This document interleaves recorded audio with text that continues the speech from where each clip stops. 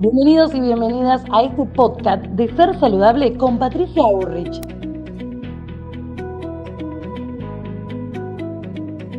Buenos días, buenas tardes y buenas noches. Bienvenidos nuevamente al podcast de Ser Saludable junto a Patricia Urrich.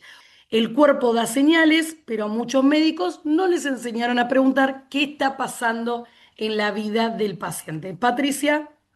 Mm, bien, bueno, veníamos del podcast anterior donde hablábamos de que el padre de la medicina Hipócrates hablaba de que tenemos que preguntarle al paciente si está dispuesto a dejar de hacer lo que lo estuvo enfermando, ¿no? Él se refería a una situación de la vida que le está poniendo en crisis y eso, por sostenerlo, le enfermó.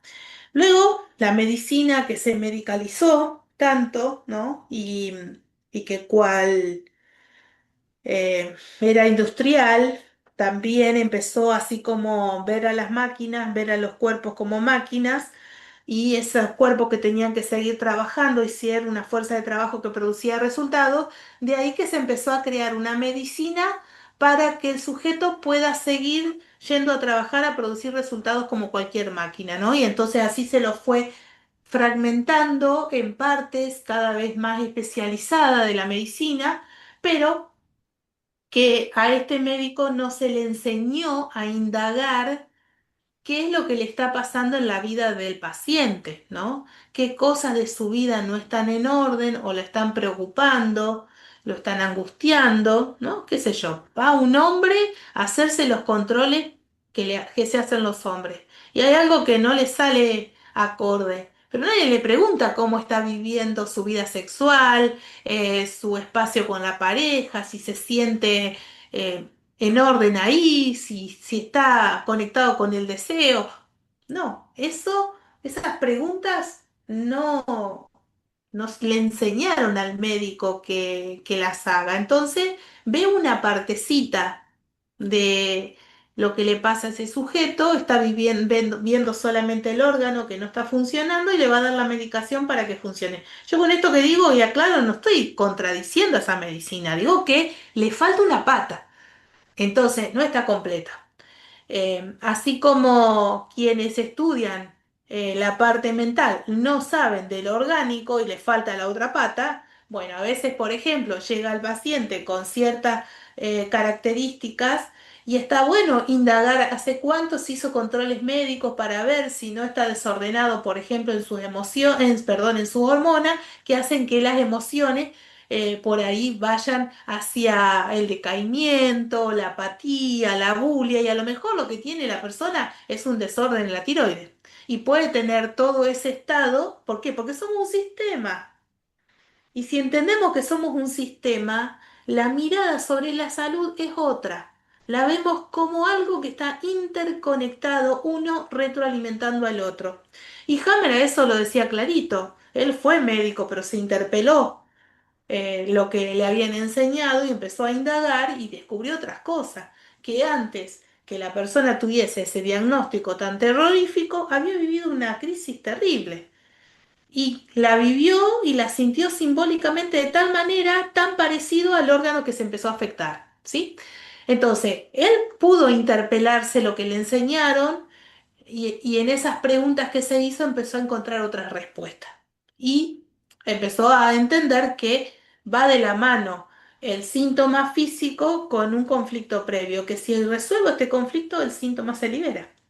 Entonces, ahí estaría como mirando como con todas las patas de la mesa al estado de salud.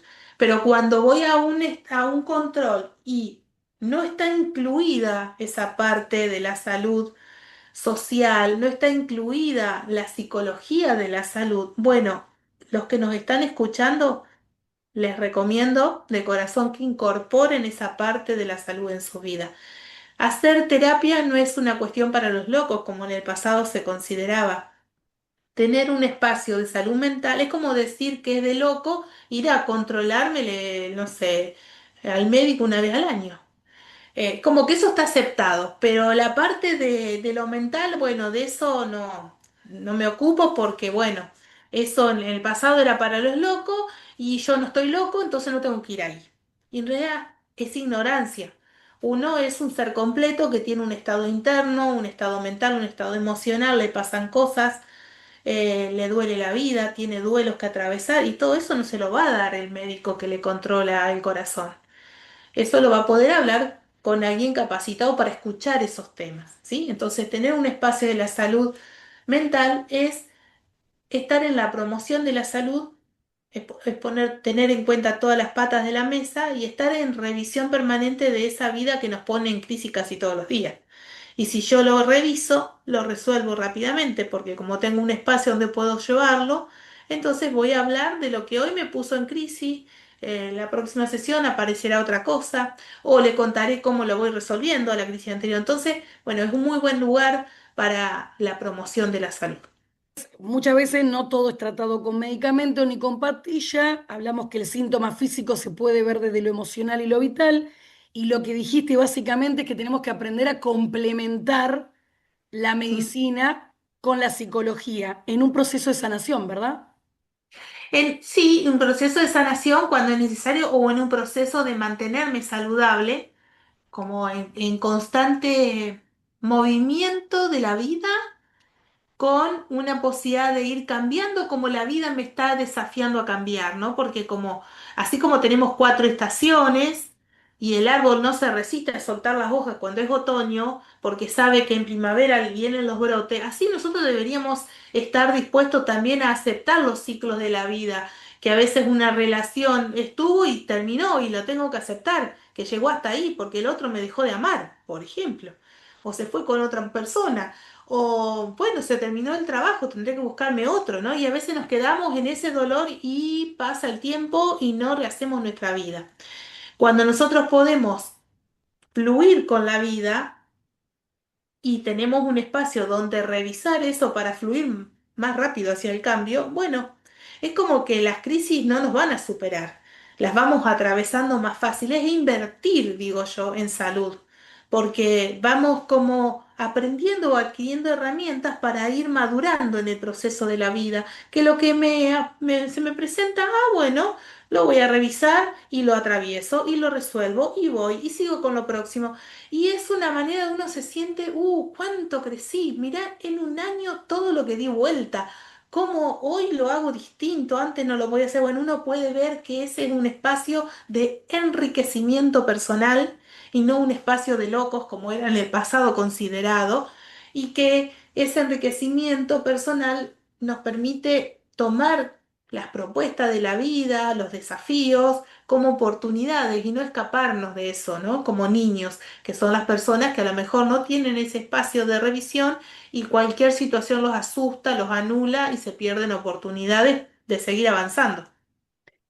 Justamente, de poder seguir avanzando y entender que se pueden complementar, que como decís, para poder trabajar, una cosa no anula la otra, es decir, uno puede ir al médico, pero también puede ir al psicólogo, puede ir a educación física, porque cuando uno, como hablábamos en el podcast anterior respecto a Hipócrates, cuando uno decide renunciar a algo que le hace mal, se debe complementar con otras áreas para poder potenciarse y que eso se vuelva un hábito. Bueno, nos vemos para la próxima. Debajo nos pueden dejar comentarios, sugerencias de temas para que desarrollemos en próximos podcasts.